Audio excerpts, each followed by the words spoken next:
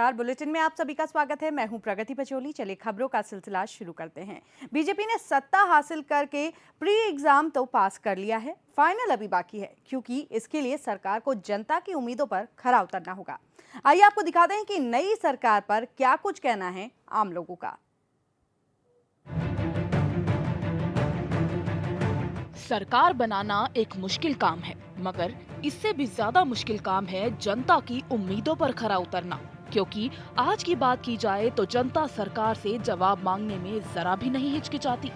जाहिर सी बात है, जनता जनार्दन होती है, जो किसी भी पार्टी को अगर सत्ता दे सकती है तो अच्छा काम न करने पर सत्ता छीन भी सकती है, जैसा आपने यूपी उत्तराखंड चुनाव में देखा होगा।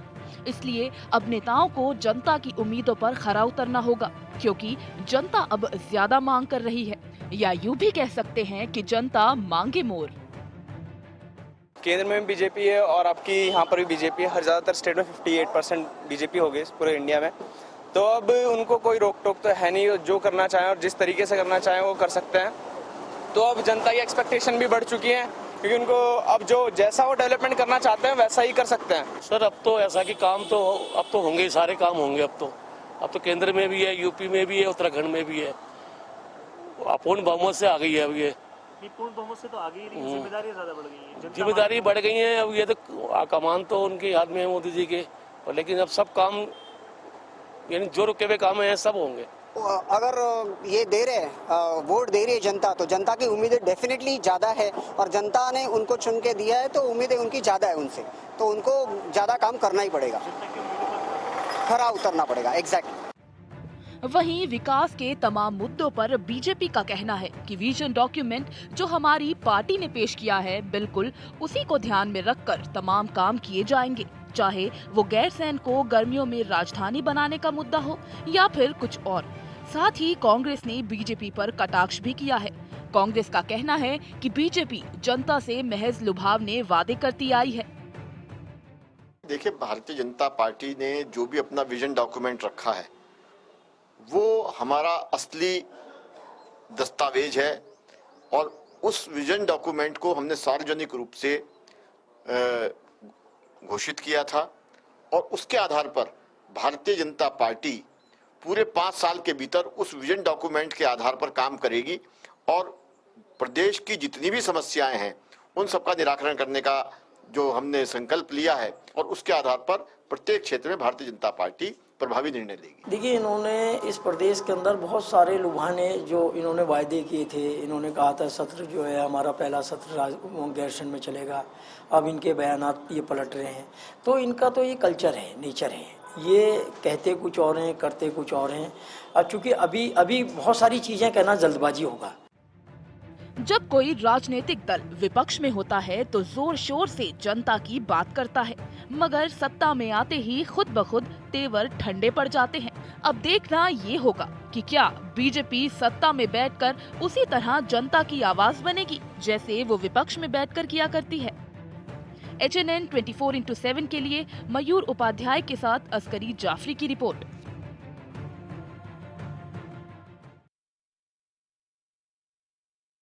तो सूबे में बीजेपी की सरकार तो बन चुकी है, लेकिन जनता की उम्मीदें अब इस सरकार से बहुत है, क्योंकि जनता ने बीजेपी को अपना भारी बहुमत दिया है, जिसकी वजह से सरकार बन चुकी है सूबे में, और जनता की उम्मीदों पर खरा उतरना अब बीजेपी के लिए एक बेहद ही बड़ी चुनौती है।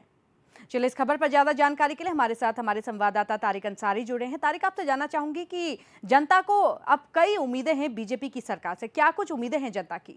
जी प्रगति, आपको बता दो, मैं जब विधानसभा के इलेक्शन नहीं हुए थे, लगातार बीजेपी का प्रचार प्रसार चल रहा था, तो प्रचार प्रसार में लगातार बीजेपी ने जनता से कई वादे किए। अगर बात करें भ्रष्टाचार की, तो भ्रष्टाचार पर बीजेपी ने बिल्कुल जनता से वादा किया था। जो सूबे में भ्रष्टाचार है, जो भ्रष्टाचार जगह जगह फैल रहा है, जो भ्रष्टाचार हो रहा है, उसे बिल्कुल खत्म कर दिया जाएगा। भ्रष्टाचार पर बिल्कुल लगाम लगाई जाएगी, सख्त कानून बनेंगे। और बात करें हम पलायन की, तो प्रचार के दौरान बीजेपी ने पलायन के ऊपर भी अपनी बात कही थी। बीजेपी ने कहा था कि जो उत्तराखंड के पहाड़ों पर लोग रहते हैं, जो लगातार पलायन कर रहे हैं, चाहे रोजगार की वजह से कर रहे हो, चाहे किसी और वजह से कर रहे हो, तो लगातार उन पलायन को भी रोक लिया जाएगा। तो और बात करें अगर शिक्षा की, तो शिक्षा के क्षेत्र में भी बीजेपी ने कई दावे किए थे कि शिक्षा के क्षेत्र के स्तर को जो है बढ़ाया जाएगा, छात्रावास खोले जाएंगे, और जगह जगह जो है शिक्षा की तमाम अच्छी सुविधाएं उपलब्ध की जाएंगी। पहाड़ों पर स्कूल कॉलेज नहीं है, वहाँ पर स्कूल कॉलेज बनाए जाएंगे। तो लगातार जो बीजेपी ने वादे किए थे चुनाव के दौरान, लगातार जो है वो वादे बीजेपी को पूरे करने पड़ेंगे, क्योंकि बीजेपी की सरकार सूबे में बन चुकी है और सूबे की जनता को यह आस है कि बीजेपी ने जो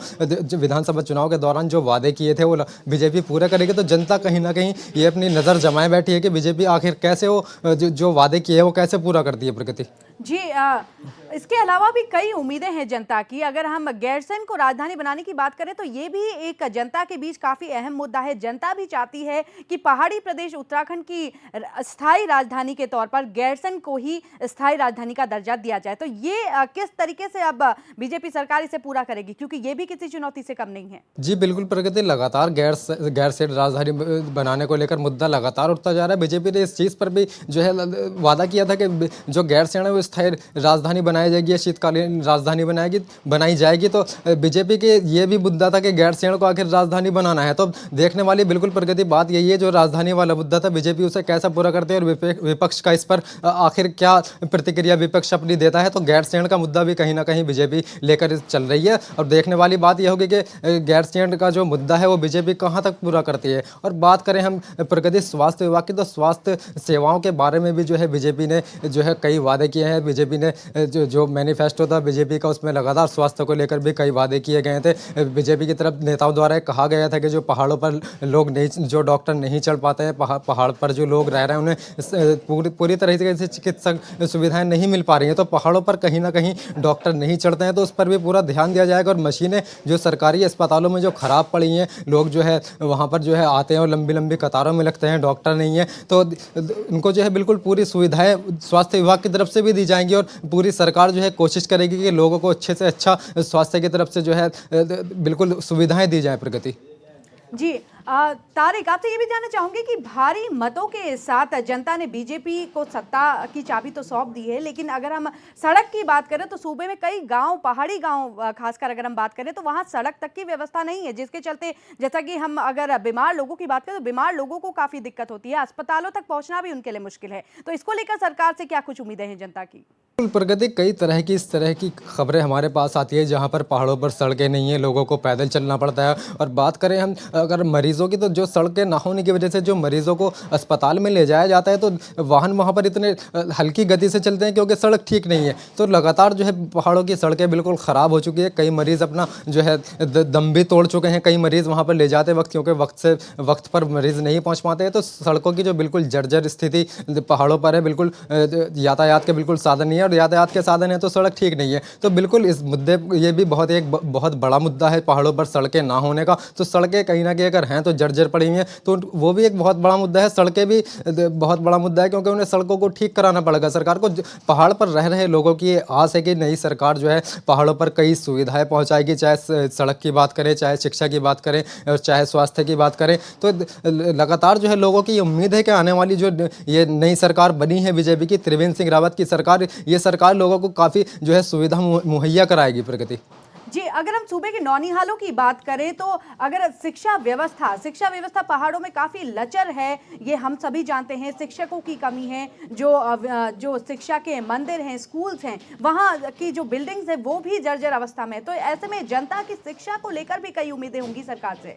बिल्कुल प्रगति, कई इमारतें ऐसी हैं स्कूल की पहाड़ों पर जो ढहने के लिए, गिरने के लिए तैयार हैं, उनकी इतनी जर्जर स्थिति, लेकिन वहाँ पर जो बच्चे हैं जो वहाँ पर पढ़ने आते हैं विद्यार्थी, वो उस पर ही उसके नीचे ही जो जर्जर भवन है उनके नीचे ही बैठकर पढ़ने को मजबूर है। तो कहीं ना कहीं इस सब चीज़ों पर जो है ध्यान देना बहुत ज़रूरी है, क्योंकि पहाड़ों पर लगातार जो है ये चीज़ें देखने को मिलती हैं कि हॉस्पिटल है तो उनकी जो है बिल्डिंग ठीक नहीं है और जो है स्कूल हैं तो उनमें शिक्षक तैनात नहीं है। तो ये कई सारी दिक्कतें हैं पहाड़ों की, जिससे पहाड़ों के लोग जो है लगातार पलायन भी कर रहे हैं, लगातार लोग परेशान भी हैं वहाँ पर। तो इन सब चीज़ों को जो है जो सरकार बनी है त्रिवेंद्र सिंह रावत की, इन सब चीज़ों पर, चाहे पहाड़ की बात करें चाहे हम प्लेन की बात करें, तो जगह जगह जो इन चीज़ों से दिक्कतें हैं, इन चीज़ों को जो है बिल्कुल ठीक करना होगा। अगर कहीं पर जो है विद्यालय का भवन जर्जर है उसे ठीक करना होगा, स्वास्थ्य सेवाएं वहाँ पर नहीं पहुँचती है तो सचल चिकित्सा वाहन का वहाँ पर उपयोग करना होगा। तो इन सब चीज़ों का जो है सरकार को ध्यान रखना होगा, क्योंकि जनता एक आस लिए बैठी है, जो नई सरकार बनी है उनकी जनता की जो है जो दिक्कतें हैं उनको पूरा करेगी नई सरकार प्रगति। जी तारिक, तो भारी बहुमत के साथ सूबे में अब बीजेपी की सरकार बन चुकी है और उम्मीदें कई हैं, कई समस्याएं भी हैं। तो बीजेपी के लिए ये कितनी बड़ी चुनौती है? बीजेपी का क्या कुछ कहना है? इन चुनौतियों से बीजेपी आखिर कैसे पार पाएगी?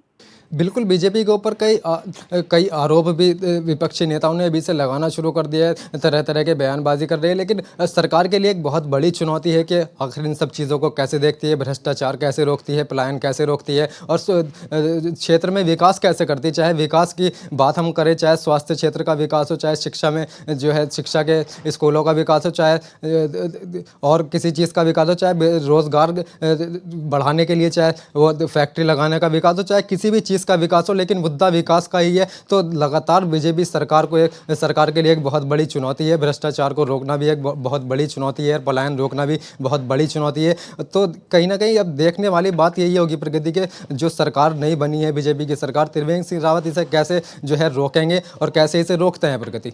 जी तारिक, इन सभी जानकारियों के लिए आपका बहुत बहुत शुक्रिया। तो कुल मिलाकर बीजेपी के हाथों में सत्ता तो आ चुकी है, लेकिन चुनौतियां बहुत हैं। जनता की उम्मीदें लगातार बीजेपी सरकार पर अब जुड़ी हुई हैं। चलिए फिलहाल लेते हैं छोटा सा ब्रेक के बाद फिर हाजिर होते हैं।